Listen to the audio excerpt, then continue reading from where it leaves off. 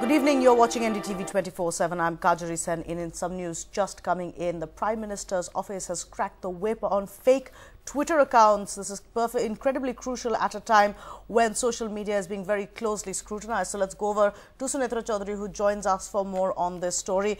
Sunitra, we believe that there has been a crackdown on fake Twitter accounts, on certain Twitter accounts which dated a while ago. But at this juncture, with all eyes on social media being used for rumor mongering and possibly, hate speeches and hate thoughts, what is really disturbing is the fact that some of those accounts are back. That's right.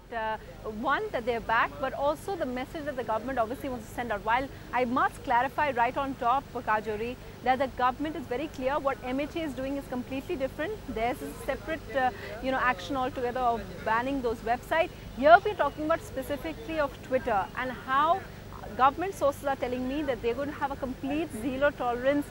What they're afraid of is that of being misrepresented, and they feel that there are lots of these sites which are pretending to be government site, also to be the Prime Minister's official website, which have thousands and thousands of followers.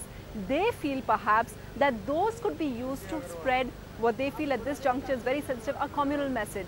So our sources telling us that about 2 months ago, one of these sites which says that it's an unofficial website of the Prime Minister, wrote a communal message, and they said that message sent alarm bells ringing. And at that time, PMO officials, the Prime Minister's office, their officials, also the National Security Advisor, they had a meeting, and it was at that time that they wrote to Twitter. Of course, at that time, Twitter did not take any kind of heed to this. So the government decided to get really serious, and you had PMO officials get in touch with the CERT, the Cyber Security Department of the government. They also got legal opinion in, and they basically made out a case to Twitter. They wrote to Twitter and they gave a list of about 6 Twitter handles, and they said that these Twitter handles were dangerous because they were misrepresenting the government. They were pretending to be someone they were not, and they've actually made a distinction between ones that are funny. You have someone like Mani Mohan Singh, which is a parody account, which is meant for humor. So they're saying that's not the problem.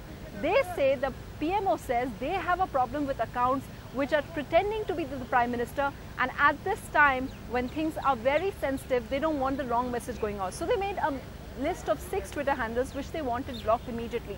It seems when the government backed up their claim, backed up the request with a legal opinion, also citing the legal clauses, Twitter did respond and blocked 6 of these. Of course, what is worrying is that one of them, that is PM0 India, which had sent out that tweet, was only blocked for a little while, and they feel that some of these handles, because they're operating from abroad, may be a bit difficult to control, because otherwise the problem is, of course, that Twitter doesn't have an office in Delhi. So any kind of legal negotiation can't take place over here. So the government is actually weighing in their options, but they say that they want a stern message to go out, that at this time when there are lots of problems because of rumors going around, when we've seen 25,000 people in the last few days leave places like Bangalore and Chennai just on the basis of fake SMSs, just on the basis of fake messages, they can't really afford to go with this. So they're saying at this time, they'll continue this campaign. Anyone who misrepresents things, who pretends to be a government site and sends out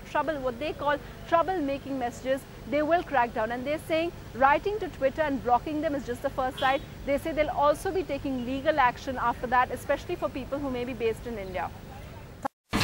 India's #1 news app just got even better. Download NDTV's new app. Fully optimized for Retina display. Full screen view. Faster response time. And Sudoku. NDTV's new iPad app. Download now.